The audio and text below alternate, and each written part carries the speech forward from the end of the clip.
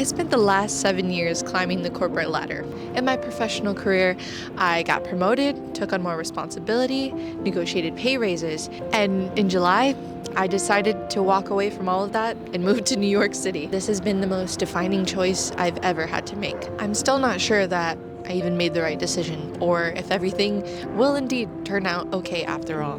But I did know that if I didn't take the chance, I was going to live to regret it. Why did I decide to leave my job and move to arguably one of the most expensive cities in the world? Hopefully by sharing with you today what got me to make this decision will give you the courage you need to follow your dream one day. So you want to know why I quit? We hesitate to follow it because you have no idea the impact that it could have on your life and the lives of people around you. What life can be like when you throw plan B overboard. Why? Because you don't win when you give yourself the option to lose. However, don't let realism get in the way. Right now you might be wondering, what's next for me? But if I can try to explain it, New York City feels like...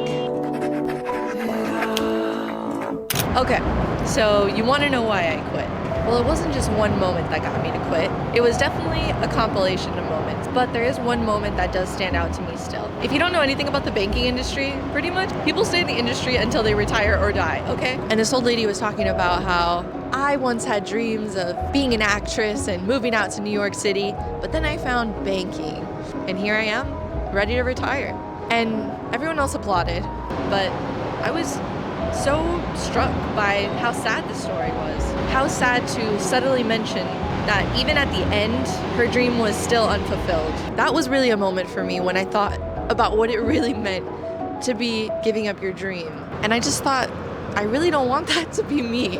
All right, so the point I'm trying to make here is we all have a dream. I have a dream, but we hesitate to follow it. Even when it remains in the back of our brains, nagging and nagging us, laying dormant through all of life's choices. To put it simply, I truly believe that if you have a dream, you do yourself and the world a disservice by not following through with it. Because you have no idea the impact that it could have on your life and the lives of people around you. But hesitation holds us back. So the answer to why I quit is because I just had this nagging feeling like I was doomed to keep repeating again and again the life I was already living. Work on the side, content creation on the side, and content never really taking precedence. My nagging dream finally started to ask me, do you really want this? Which brings me to my next topic, which is the confidence to overcome hesitation. We're currently at Grand Central Station, which pretty fitting metaphorically for being at a crossroads. What's a huge hurdle for why we don't follow our dreams? We're safe, we're secure. We have a plan B. I've been reading the book Burn the Boats by Matt Higgins, which is a phenomenal concept about what life can be like when you throw plan B overboard. When you toss it out and completely commit to one goal. Why? Because you don't win when you give yourself the option to lose. In the book, Higgins says, to accomplish something great, you have to give yourself no escape route, no chance to turn back. You throw away your backup plans and you push forward. And that's the energy and message that I gathered from this, which is when you have a backup plan and cushion, that's what corporate life was to me. I thought it was a steady paycheck, good money, good health insurance. All those things surely are true. But in the back of my mind, I knew that it wasn't a cause I truly cared about. This time around, I've decided that I'm not giving myself a chance to escape, a chance for a fallback. This time, I'm fully committing. 100%. So I want to ask you, how exactly could you commit to your full potential? And whatever it is that you currently believe is stopping you, is it really stopping you?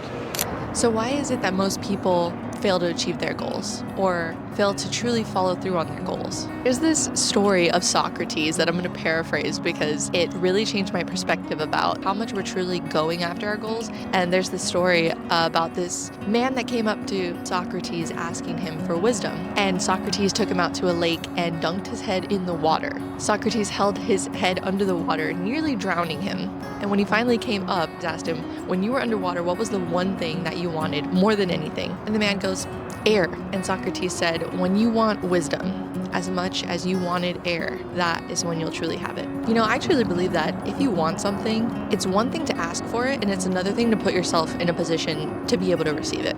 Now, a lot of people would call that luck. Yeah, there is a little bit of luck involved with that. My point is, if you want to put yourself in that position to be able to receive, sometimes that means changing your entire freaking life. Now for a little bit of realism. We need to be honest. Bills exist, rent exists, and responsibilities exist. And that's why I stayed in corporate for as long as I did. Not to mention, there's something about growing up. I'm only a couple years away from being 30 years old, and as time starts to progress, you really start to evaluate where you're spending a majority of your time.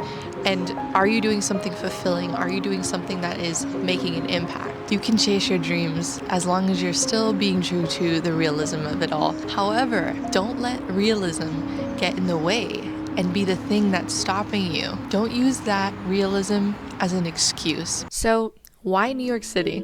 Why New York City specifically? I moved to New York City for a few reasons, but the biggest one I'll try to explain to you is the feeling that I get. When I visited New York, it was like nothing I'd ever experienced.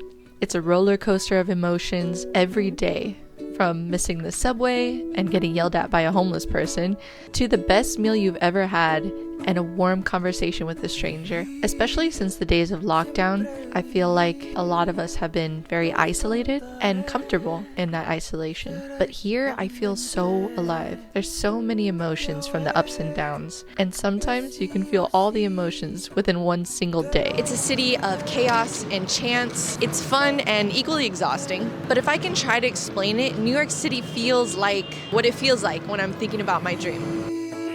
La intensidad y no encontré jamás frontera. Si bien todo ello fue a mi manera.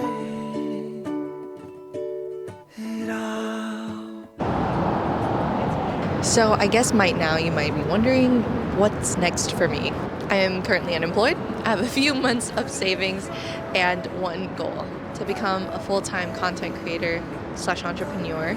So if that interests you, please subscribe to stick around as I continue to document my process of trying to pursue my dream, as well as more New York City vlogs. Now, the path that I chose might not be the right path for everyone, but I do hope that it would at least inspire you, give you some courage to pursue that thing that you've been putting off for so long.